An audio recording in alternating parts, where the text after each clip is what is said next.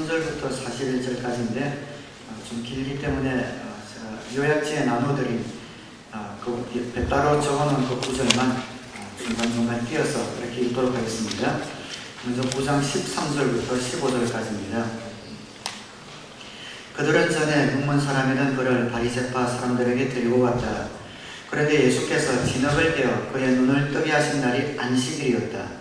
바리새파 사람들은 또다시 그에게 어떻게 보게 되었는지를 물었다.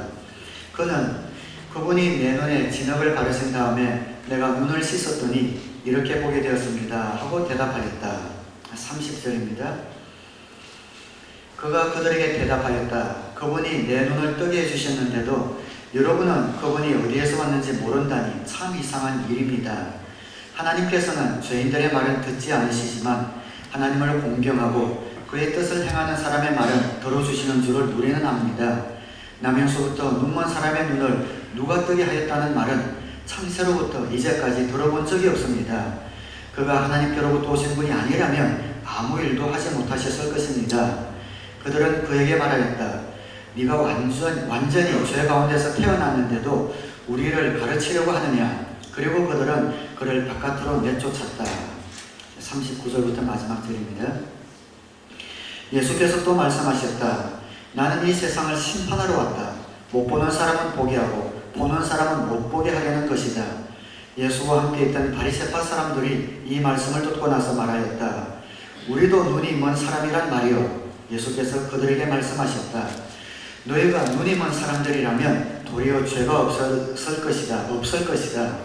그러나 너희가 지금 본다고 말하니 너희의 죄가 그대로 남아있다.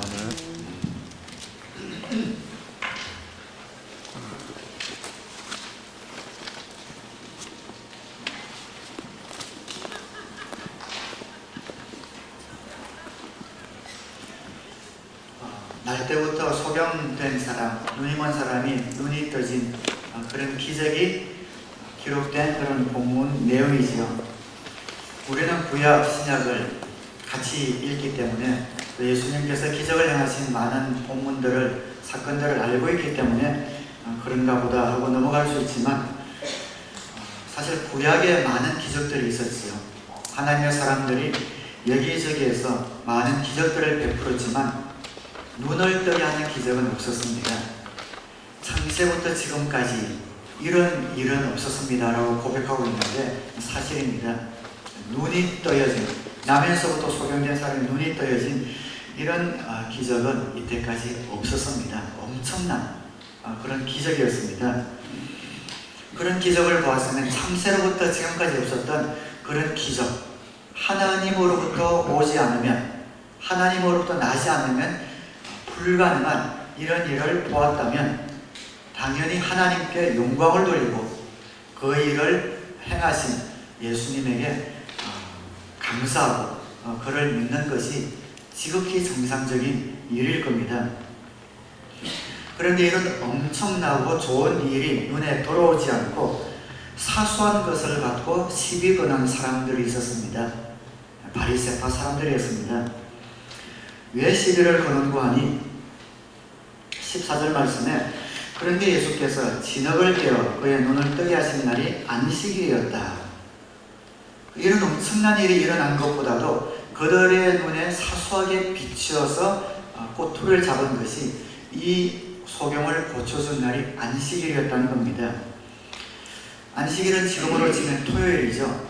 십계명에 안식일을 거룩하게 지키라, 어떤 일도 하지 말라라고 명령을 하고 있습니다.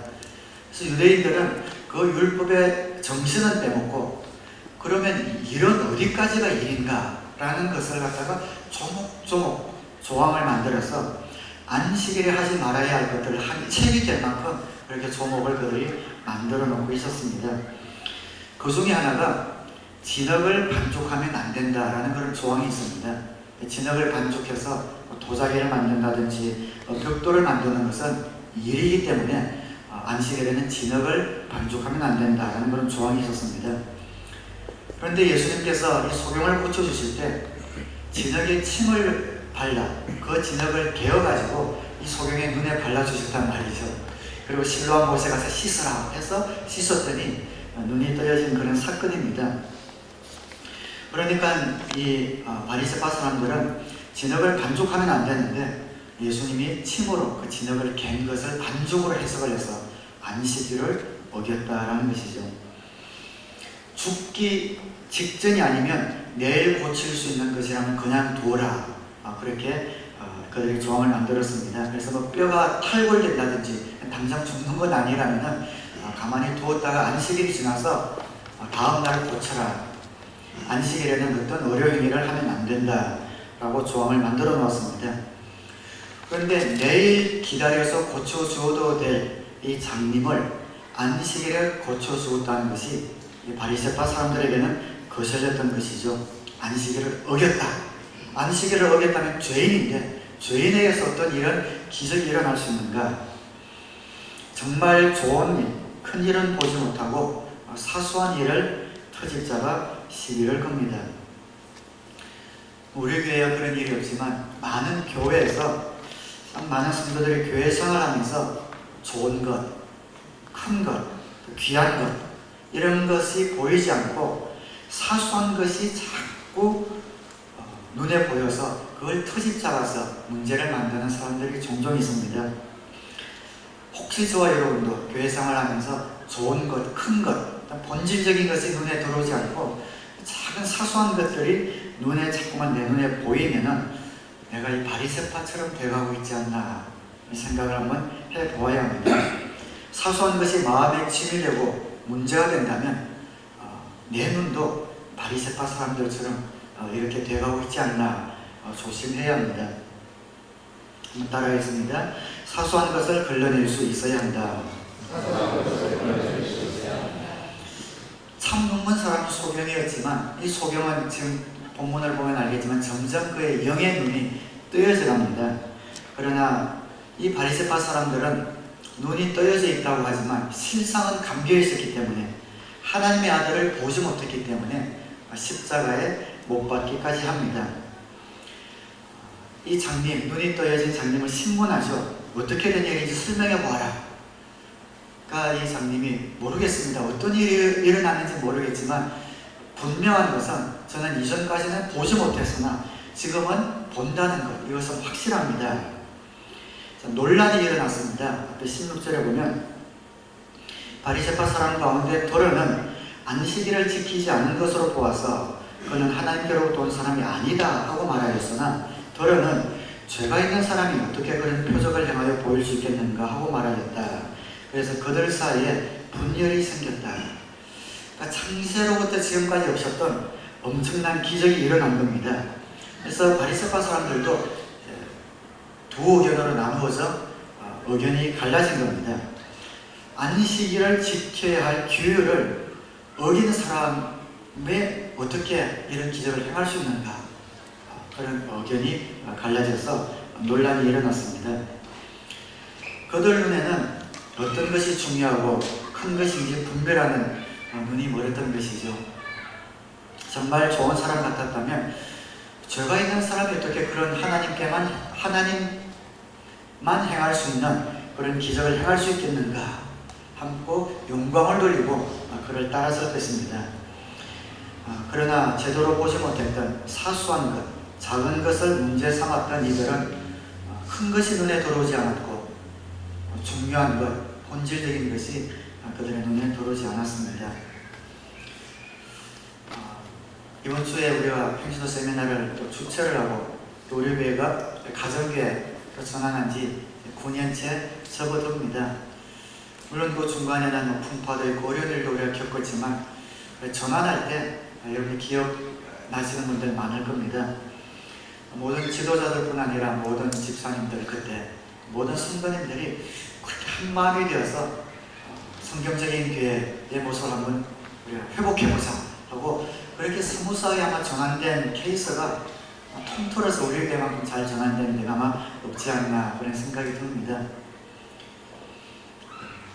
본질을 붙들고 사소한 것들을 통과하는 그런 마음이, 그런 성숙함이 우리에게 있었기 때문이죠. 우리가 읽는 성경이 세번역 성경이지 않습니까? 많은 교회에서 세번역 성경 하나만 개역 성경에서 전환하는데도 큰 어려움을 겪고 있습니다. 가라사대 뭐뭐 하느니라 이렇게 이야기 안 하는 성경이 아닌 줄 아는 그런 분들이 많기 때문에 읽기 쉬운 세번역 성경으로 전환하는 것 쉬운 일 아닌데 쉽게 우리는 바꿔줬습니다. 그때는 저희도 서리 집사 제도가 있었고 또 재직회가 있었잖아요. 해마다 집사님들이 선출되고 재직회가 있었습니다. 그게 나쁘다는 건 아닙니다. 그런데 우리 교회가 가정교회로 전환하면서 모든 행정이나 목양이 목자들을 중심으로, 목장을 중심으로 일어났는데 재직회가 꼭 있어야 될 필요는 없었습니다. 근데 그때 재직회를 모여서 출범을 앞두고 제가 생생하게 기억합니다. 우리가 다음 달이면 가정교회로 출범하는데 이 재직회가 제 생각에는 꼭 필요가 없을 것 같은데 그러면 여러분들이 원하시면 재직회도 그대로 하겠습니다. 어떻게 하겠습니까? 하고 제가 여쭤봤습니다. 그때 한 20-30명 되는 우리 재직들이 그 자리에서 우리 가정교회로 간다면 꼭 본질적인 것이 아니라면 꼭 우리가 갖고 갈 필요가 어디에 있겠습니까? 여기서 재직회를 그냥 없애기로 박수로 동의합니다. 그래서 박수 치고 그 자리에서 재직회가 없어졌습니다. 기억하시죠? 근데 제가 굉장히 감사했습니다. 어쨌든 담임 목사가 하나님께서 주신, 우리 교회 주신 그런 비전을 붙들고 1년 반이나 우리 교회 성도님들과 함께 비전을 나누고 또 설득시키는 작업을 했지만 성도님들이 이해가 안 되고 또 반대하면 못하는 겁니다. 그런데 제가 받은 그런 의견 또 비전을 존중해 주시면서 뭐든지 재직회라든지 형제 자매가 없어지는 거라든지 모든 것들 본질을 붙들고 따라 주셨을 때 그때 속으로 제가 얼마나 감사하고 또 고마웠는지 모릅니다. 큰 것, 중요한 것, 또 본질적인 것을 붙들고 사소한 것을 걸러낼 수 있을 때 그 교회에 어떤 성숙함이 흐르고 또 어떤 분열이나 이런 다툼이 사라지는 것을 우리가 보게 됩니다. 사랑하는 여러분 신앙생활 하시면서 혹시 작은 것에 불평을 느껴서 신앙생활에 지장받지 말기를 바랍니다. 왜 이렇게 하는가? 작은 것을 걸릴 때 그렇게 한 이유가 뭔가? 또 그 뒤에 있는 큰 것들을 바라보시면서 큰 것, 작은 것, 급한 것과 천천히 해도 좋은 것을 분별하셔서 대의를 품고 본질을 붙들고 나갈 수 있게 되기를 바랍니다. 17절 말씀에 그들은 눈멀었던 사람에게 그가 내 눈을 뜨게 하였는데 너는 그를 어떻게 생각하느냐 하고 다시 물었다. 그는 예언자입니다 하고 그가 대답하였다. 이제 눈뜬 이 장님이 처음에는 예수님 같은 사람 어렴풋하게 알고 있다가 예언자 같다 하고 점점 예수님에 대해서 깊이 알아가는 그런 모습을 보게 됩니다. 여기서부터 어떤 이중주가 벌어지는데요. 이 장님은 점점 깊이 예수님을 알아가고 이 바리새파 사람들은 점점 눈이 멀어지는 이런 일이 가속화되고 있는 것을 보게 됩니다. 참 재미있습니다. 11절에 그가 대답하였다. 예수라는 사람이 진흙을 개어 내 눈에 바르고 나더러 실로암에 가서 씻으라고 하였습니다. 그래서 내가 가서 씻었더니 보게 되었습니다. 그래서 곰곰이 생각하니 이제 깨달으면 것이죠. 근데 바리새인들은 유대 사람들은 그 사람이 전에 눈이 멀었다가 보게 되었다는 사실을 믿지 않고 마침내 그 부모를 불러다가 이 사람이 나면서부터 눈먼 사람이었다는 당신들의 아들이요. 그런데 지금은 어떻게 보게 되었소 하고 물었다. 이 바리새파 사람들도 그전에는 이 장님이 눈을 뜬 것을 인정을 했죠. 그런데 점점 눈이 이제 멀어지니까 전에 눈이 멀었다가 보게 되었다는 사실을 믿지 않고 전에 장님이었다는 사실을 인정하기가 싫은 겁니다. 부모님께 정말 당신 아들이 맞소? 옛날부터 눈이 멀은 사람이 맞소? 하면서 계속 몰아붙이는 거죠. 이 부모님이 그 이야기를 듣고 나서 눈치가 이제 돌아가는 거죠. 함부로 이야기했다가는 큰일 날 것 같으니까 부모님이 좀 슬슬 뺍니다. 20절에 부모는 대답하였다. 이 아이가 우리 아들이라는 것과 나면서부터 눈먼 사람이었다는 것은 우리가 압니다. 그런데 우리는 그가 지금 어떻게 보게 되었는지는 모르고 또 누가 눈을 뜨게 하였는지도 모릅니다. 다 큰 사람이니 그에게 물어보십시오. 그가 자기 일을 이야기할 것입니다. 그 부모는 유대 사람들이 무서워서 이렇게 대답한 것이다. 예수를 그리스도라고 고백하는 사람은 누구든지 회당에서 내쫓기로 유대 사람들이 이미 결의에 놓았기 때문이다. 그 예수라는 사람이 정말 그렇게 했어 라고 이야기하면 회당에서 쫓겨납니다. 회당에서 쫓긴다는 것은 지금은 한 교회에서 나가면 다른 교회를 찾아 나가면 되지만 이 당시에는 갈 데가 없습니다. 회당에서 내치면 아무데도 받아주진 않습니다. 그러니까 슬슬 빼는 거죠. 그리고 24절에 바리새파 사람들은 눈물었던 그 사람을 두 번째로 불러서 영광을 하나님께 돌려라. 우리가 알기로 그 사람은 죄인이다 하고 말하였다. 다시 두 번째로 장님을 부릅니다.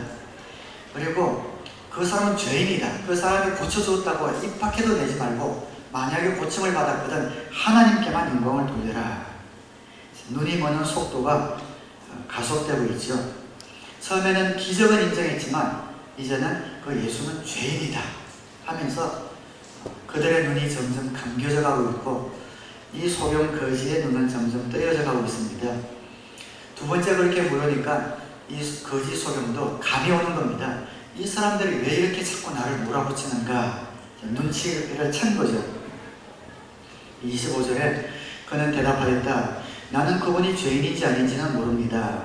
다만 한 가지 아는 것은 내가 눈이 멀었다가 지금은 보게 되었다는 것입니다. 26절에 그들은 다시 물었다. 그 사람이 네게 한 일이 무엇이냐? 그가 내 눈을 어떻게 뜨게 하였느냐? 27절에 맞습니까? 27절 그는 대답하였다. 그것은 내가 이미 말씀드렸는데 여러분은 고지 듣지 않았습니다. 그러면서 어찌하여 다시 들으려고 하십니까? 여러분도 그의 제자가 되려고 합니까? 이제는 좀 굉장히 능글능글 놀리는 정도가 됐습니다. 내가 분명히 이야기했는데 왜 믿지 않습니까? 자꾸 묻는 것은 여러분도 그분을 만나서 제자가 되려고 합니까? 하면서 처음에는 겁이 났지만 이제 점점 자신이 생긴 겁니다. 배운 것도 없고 일생 구걸만 했지만 또 앞에 있는 사람들은 사실 성경 박사들인데 이 사람들이 왜 이렇게 비겁하게 구는지 그리고 자기에게 일어났던 그 기적을 그 실체를 그걸 깨닫고 나자 겁이 없어진 것이죠. 이 사람들이 정말 궁금해서 나에게 물어보는 것이 아니다라는 것을 알았던 겁니다. 그리고 그에게 일어났던 그 일을 회피하거나 부인할 수 없어서 담대하게 이야기를 하고 있는 겁니다. 이 거지로부터 그런 모욕을 당한 바리새파 사람들은 평정을 잃고 눈이 점점 멀어갑니다. 28절, 29절에 그러자 그들은 그에게 욕설을 퍼붓고 너는 그 사람의 제자지만 우리는 모세의 제자다. 우리는 하나님이 모세에게 말씀하셨다는 것은 안다. 그런데 이 사람은 어디에서 왔는지 우리가 알지 못한다. 우리는 모세의 제자다. 너 근데 그 사람 예수라는 작자는 어디서 굴러먹다가 온 작자인지 우리는 모른다. 이제 평정을 잃는 거죠. 그가 그들에게 대답하였다. 그분이 내 눈을 뜨게 하여 주셨는데도 여러분은 그분이 어디에서 왔는지 알지 못하니 참 이상한 일입니다. 바리새인에 대한 두려움이 완전히 없어졌습니다. 이 사람들이 어떤 사람들인지 실체를 알아버린 거죠. 31절에 하나님께서는 죄인들의 말은 들어주시지 않으시지만 하나님을 공경하고 그의 뜻을 따라 사는 사람의 말은 들어주시는 줄을 우리는 압니다. 그분이 하나님께로부터 오신 분이 아니라면 아무 일도 하지 못하셨을 것입니다. 바리새인의 눈은 점점 멀어져 가는데 장님의 눈은 점점 떼어져 가고 있습니다. 처음에는 어떤 예수라고 불리웠던 어떤 사람이라고 했다가 이제는 예언자라고 했다가 이제는 하나님이 보낸 사람이라고 고백을 하고 있습니다. 34절에 그들이 그에게 말하였다. 네가 완전히 죄 가운데서 태어났는데도 우리를 가르치려고 하느냐. 그리고 그들은 그를 바깥으로 내쫓았다. 예수도 죄인이고 너도 죄인이다. 바깥으로 내쫓아간 것은 발로 막 차면서 밀쳐서 이성을 잃고 쫓아버린 것을 이야기합니다. 마치 어두운 데 들어가서 도자기들이 막 쌓여져 있는데 그 길을 찾으러 가다가 도자기를 하나 딱 잘못 건드려서 깨어졌는데 깨어지니까 막 팔을 휘저어서 그냥 온 도자기들이 깨어지는 더듬거리다가 놀라서 평정을 잃고 모두를 다 깨버리는 이런 모습을 상상하시면 저는 이 바리새파 사람들의 그런 모습을 정확하게 상상할 수 있었을 겁니다. 장님이 되어버린 것이죠. 거짓 소경은 궁극적으로 육신의 눈뿐 아니라 영적인 눈이 점점 떠여지지만 바리새파 사람들은 그들의 영적인 눈이 완전히 감겨버리고 있습니다. 예수님이 소경을 다시 만났습니다. 35절에 바리새파 사람들이 그 사람을 내쫓았다는 말을 예수께서 들으시고 그를 만나서 네가 인자를 믿느냐 하고 물으셨다. 인자라는 말은 굉장히 의미 있는 말입니다. 다니엘서나 구약에 보면 인자는 그리스도, 하나님께서 보내신 그리스도를 의미할 때 인자라는 말을 씁니다. 근데 예수님이 네가 인자를 믿느냐, 네가 그리스도를 믿느냐라는 말입니다. 38절에 그는 주님 내가 믿습니다 하고 말하고서 예수께 엎드려서 경배하였다. 이제 이 소경 거지는 예수님이 하나님께로부터 오신 하나님의 아들인 것을 완전히 알게 되었습니다. 주님 내가 믿습니다. 엎드려 경배하였다라는 이런 표현은 언제나 구약에 보면 그 대상은 언제나 하나님입니다. 그냥 예의를 표한 것이 아니라 엎드려 경배하였다의 대상은 언제나 하나님입니다. 이 소경은 점점 눈이 떠여져서 그 앞에 엎드려 꾸려 경배하면서 당신은 하나님입니다 라는 그런 놀라운 고백을 하고 있습니다. 장님에서 이야기가 시작되었는데 장님은 점점 눈이 떠여지고 그 예수님을 하나님의 아들로 고백하는 것으로 이야기가 끝이 나고 이 바리새파 사람들은 그 장님을 신문하지만 결국 그들의 눈이 감기는 것으로 이 스토리가 끝이 나게 됩니다. 39절에 예수께서 또 말씀하셨다. 나는 이 세상을 심판하러 왔다. 못 보는 사람은 보게 하고 보는 사람은 못 보게 하려는 것이다. 이상한 말이죠. 예수님은 이 세상에 심판하러 오신 것이 아니라 구원하러 오시는데 여기에서는 예수님이 심판하러 왔다라고 말씀을 하고 있습니다. 요한복음 3장 17절에 하나님이 아들을 세상에 보내신 것은 세상을 심판하시려는 것이 아니라 아들로 세상을 구원하시려는 것이다. 구원하러 오셨지만 예수님의 빛 대신 예수님의 빛의 비침을 받으면 죄인과 의인이 저절로 갈라진다는 그런 말입니다. 그 빛 대신 주님 앞에서 장님과 장님 아닌 사람이 저절로 갈라진다는 그런 말입니다. 캄캄하면 얼굴에 뭐가 묻어도 모릅니다. 그러나 불을 탁 켜면 깨끗한 얼굴이 드러나고 더러운 얼굴이 드러나는 것과 마찬가지입니다. 그 빛이 사람을 더럽게 한 것이 아니었죠. 그러나 빛이 딱 비출 때 더러운 사람과 깨끗한 사람이 분별되는 것처럼 예수님 자신이 길이요 진리요 생명이요 빛 되시기 때문에 이런 효과를 저절로 갖고 오는 겁니다. 예수님이 개입되시면 장님과 장님 아닌 사람이 갈리고 의인과 악인이 갈리고 믿음 있는 사람과 믿음 없는 사람이 저절로 갈리게 됩니다. 그래서 예수님이 계신 곳에는 눈을 못 보는 사람은 점점 눈이 멀어지는 그런 가속이 있습니다. 눈을 뜬 사람은 점점 눈이 밝아지는 그런 가속의 효과를 맛보게 됩니다. 예수님이 계신 곳에는 이런 일이 일어납니다. 한번 따라 하시겠습니다. 중립은 없다. 예수님을 만나고 나서 중립이 없습니다. 점점 더 보게 되든지 점점 더 못 보게 되든지 점점 믿음이 자라든지 점점 더 믿음이 없어지든지 점점 더 어려운 사람이 되든지 점점 더 악한 사람이 되든지 그 두 효과가 나게 되어 있습니다. 예수님은 점점 더 가속하는 분이십니다. 마태복음에는 이렇게 기록합니다. 가진 사람은 더 받아서 차고 남을 것이며 가지지 못한 사람은 가진 것마저 빼앗길 것이다. 가속의 효과죠. 부익부 빈익빈의 효과입니다. 예수님을 만나면 중립이 없습니다. 여러분의 생각에 나는 왜 이렇게 신앙이 제자리 걸음일까? 사실은 제자리 걸음이 아닙니다. 진보 아니면 퇴보입니다. 내가 앞을 향해서 가고 있지 않으면 나는 퇴보하고 있는 겁니다. 심판하시는 효과, 가속하시는 효과, 예수님이 진리이기 때문에 그 진리이신 예수님, 그 복음이 개입되면 그 회중의 그 공동체에 이런 일들이 반드시 일어나게 됩니다. 저도 옛날에 한국에 있을 때는 다른 도시를 방문하고 할 때 어떤 교회를 방문해 보면 굉장히 지성인들이 모이는 이런 교회들이 있습니다. 아주 점잖고 분위기도 좋고 그런 교회들이 있죠.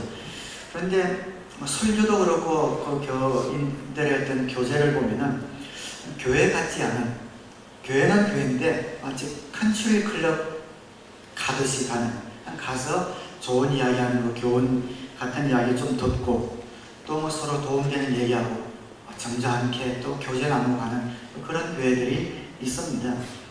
다 교회 나오니까 모두가 다 신자고 교인이죠. 그리고 다 편합니다. 그런데 그런 교회에 정말 복음이 들어가기 시작하면, 예수님의 정말 그 복음을 가진 목회자가 들어가서 말씀을 전하든지 아니면 정말 십자가의 복음이 그 교회에 들어가기 시작하면 그 교회 안에 가속의 효과가 나타나기 시작합니다. 점점 더 믿음이 커지고 생활이 변하고 하나님을 사랑하는 이런 그룹들이 생겨나는가 하면, 지금까지는 밖으로 보기에는 아주 믿음이 좋고 믿는 사람 같았는데 점점 이야기해보면 안 믿는 사람 같은 그런 이야기만 하고, 또 복음이 들어가면 들어갈수록 점점 마음이 강팍해지고 점점 굳어지는 이런 가속의 효과가 반드시 일어납니다. 그것이 바로 복음의 능력입니다. 왜냐하면 예수님이 그렇게 하고 싶어서가 아니라 예수님 앞에서, 참 복음 앞에서 중립이 있을 수 없기 때문에 그렇습니다. 우리 가운데 또 여러분 가운데 진정한 복음이 들어가면 여러분은 두 가지 중에 하나입니다. 그 복음이 싫어서 점점 마음이 굳어지고 나태해지고 도망가든지, 아니면 그 복음으로 인해서 여러분의 믿음이 점점 앞을 향해 나아가고 하나님을 사랑하는 마음이 더 깊어지든지, 그 두 가지 중에 하나가 나타나게 됩니다. 예수님 앞에서 중립이 없습니다. 바리새인들은 못 보던 눈이 완전히 모여버렸고 소경은 조금 보기 시작하던 것이 많은 것을 보게 되었습니다. 왜 그렇게 되었는가?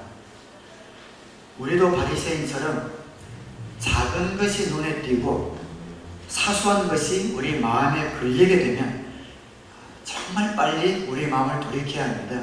큰 것, 본질적인 것, 귀한 것, 이런 것들이 나의 마음 가운데 들어오지 않고 그것을 사로잡는 사소한 것들이 나의 마음에 시험을 준다면 우리는 우리 자신을 빨리 돌이켜 회개하지 않으면 이 바리새인처럼 될 수가 있습니다.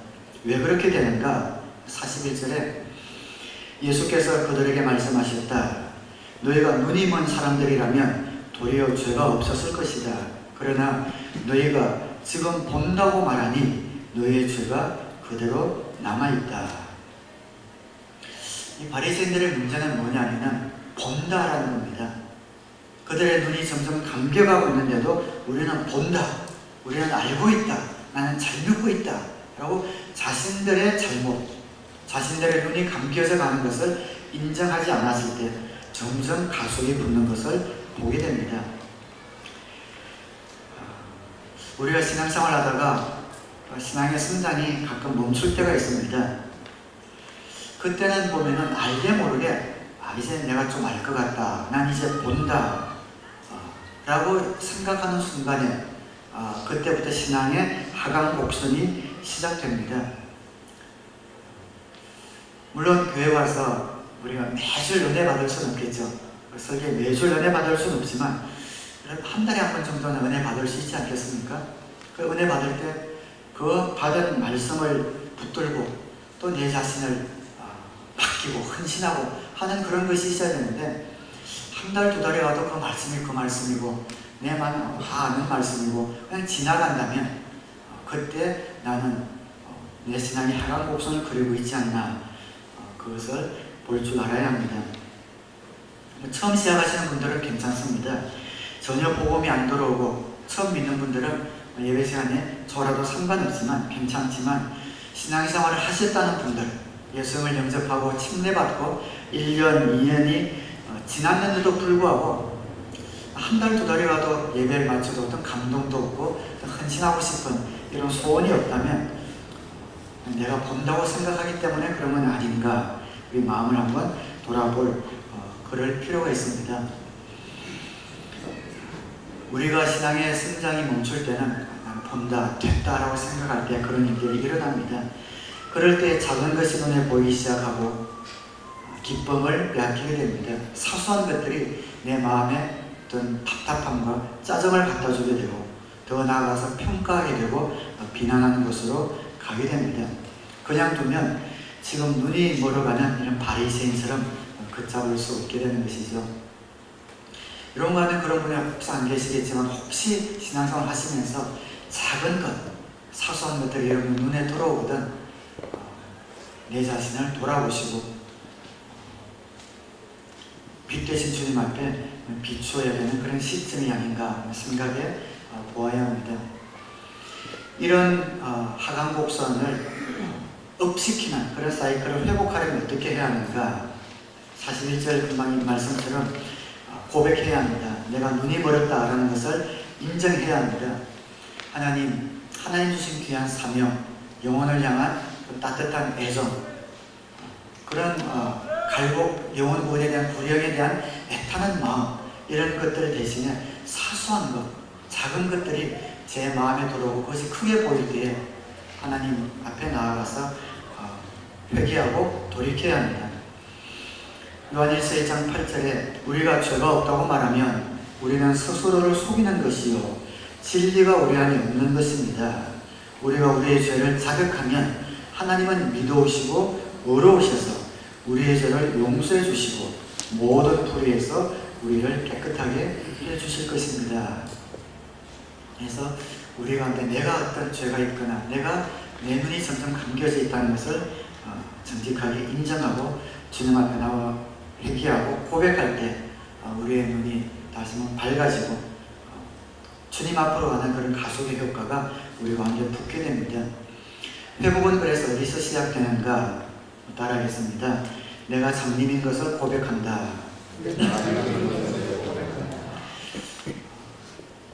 남의 약점이나 결점이 눈에 잘 들어오는 사람들이 있습니다. 그런 사람은 자기가 완전해서 들어오는 것이 아닙니다.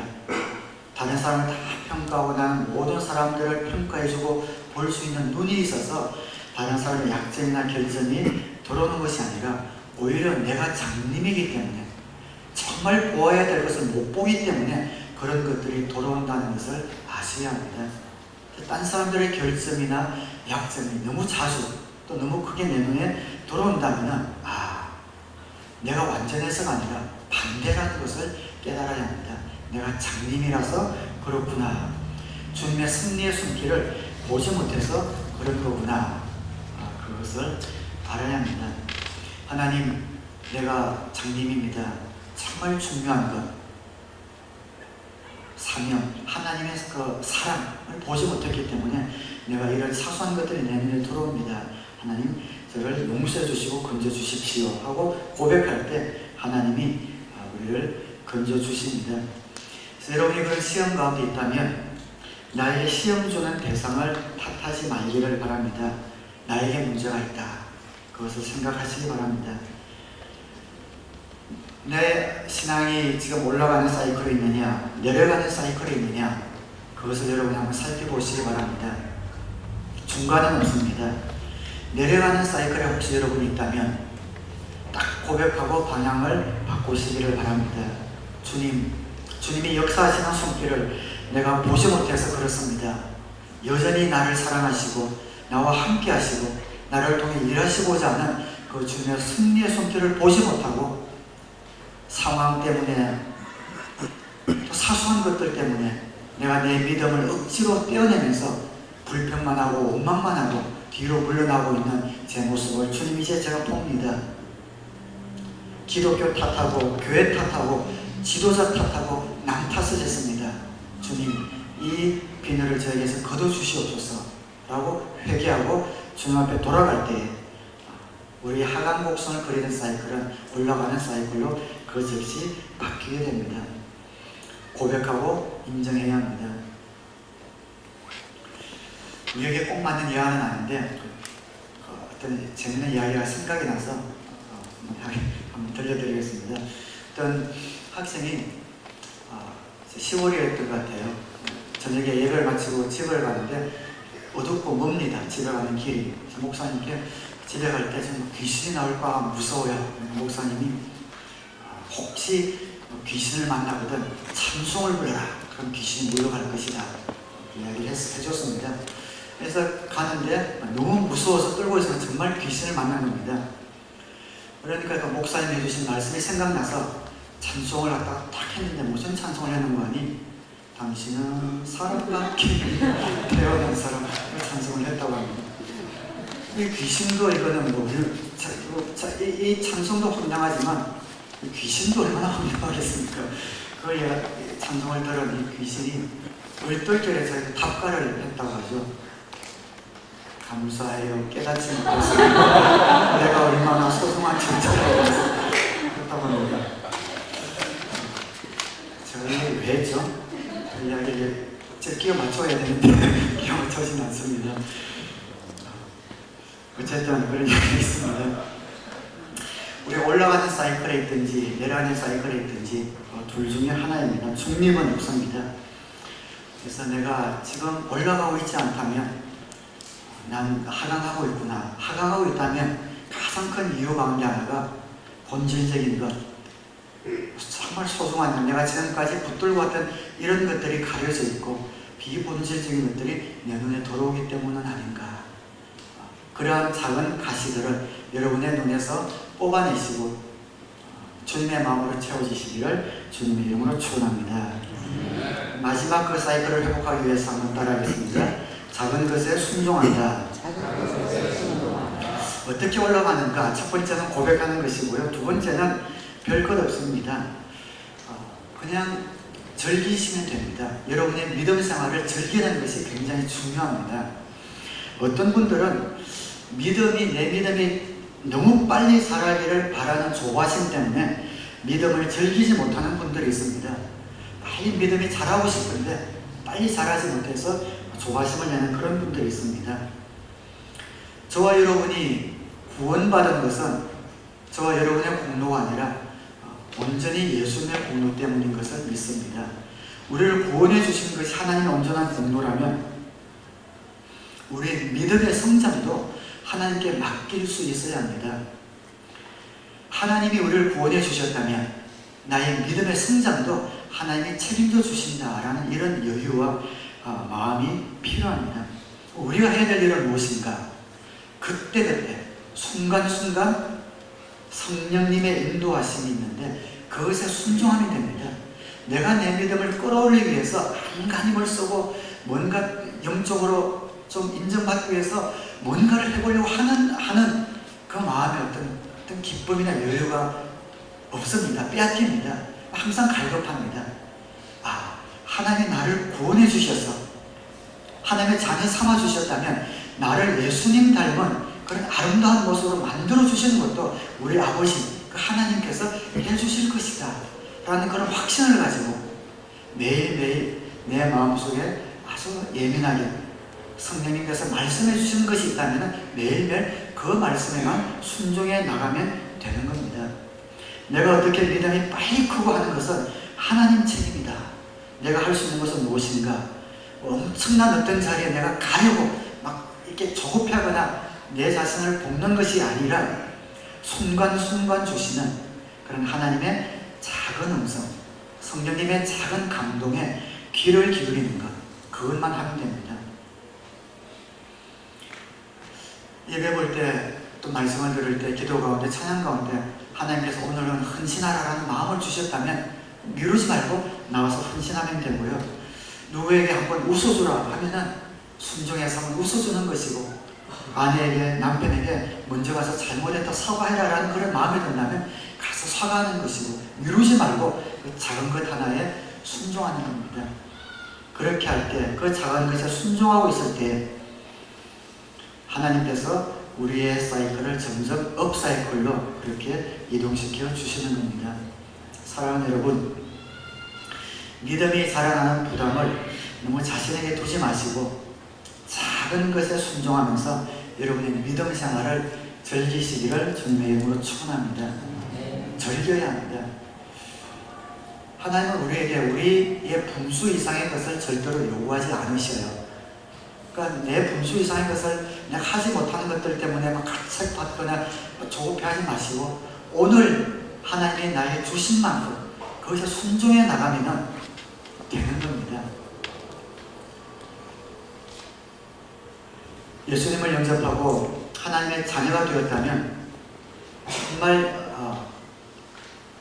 딱 잘라 말해서 내가 예수님을 영접하고 하나님의 자녀가 되었다면 설령 하나도 안 변해도 하나님은 나를 사랑하신다 라는 이런 배짱이지 않습니다. 하나님의 자녀가 되었기 때문에 하나님이 나를 사랑하셔요. 그런데 나를 사랑하시기 때문에 우리의 믿음을 하나님이 키워주시겠다는 겁니다. 그 책임을 하나님께서 해주시겠다는 겁니다. 야, 걱정 마. 내 앞에 서는 날까지 내가 너희 믿음도 키워주겠다. 내가 책임도 주겠다. 하나님께서 그렇게 약속해 주셨기 때문에 우리가 해야 할 일은 우리가 우리의 믿음을 키우기 위해서 바닥바닥 하는 것이 아니라 순간순간 성령님의 감동, 직관 비슷하게 오는 그 감동의 말씀에 귀를 기울이고 순종하는 겁니다. 여러분 다 그런 것 다 있으실 거예요. 예수를 영접하면 성령님이 반드시 말씀하시거든요. 직관 비슷하게 꼭 뭔가를 하고 싶다는 그런 욕구, 그런 것들이 성령님의 감동이 그런 겁니다. 그런 것이 올 때 흘려보내지 마시고 순종하면서 가는 겁니다. 말씀을 맺겠습니다. 눈먼 소경은 예수님을 예언자, 하나님의 사람이라고 점점 영적인 눈이 떠여진 것처럼 우리 가운데 역사하시는 하나님의 섭리하심, 임재하심, 그리고 하나님의 약속이 어떻게 이루어지는가, 그것을 우리가 보기 위해서는 중요한 것을 붙들고 사소한 것은 걸러낼 줄 알아야 합니다. 우리에게 주신 귀한 사명이지 않습니까? 영혼 구원하여 제자 만드는 교회, 그런 귀한 사명, 그리고 하나님을 사랑하고 이웃을 사랑하라는 위대한 계명, 그 두 가지 계명만 꼭 붙들고 나간다면 죽고 사는 문제 아니면 넘어가고 양보하고 또 배려하고 격려하면서 나아갈 때에 우리는 중립이 아니라 하강하는 곡선이 아니라 날마다 주님과 전진하는 그런 귀한 신앙생활의 기쁨을 맛보게 될 줄 믿습니다. 기도하겠습니다.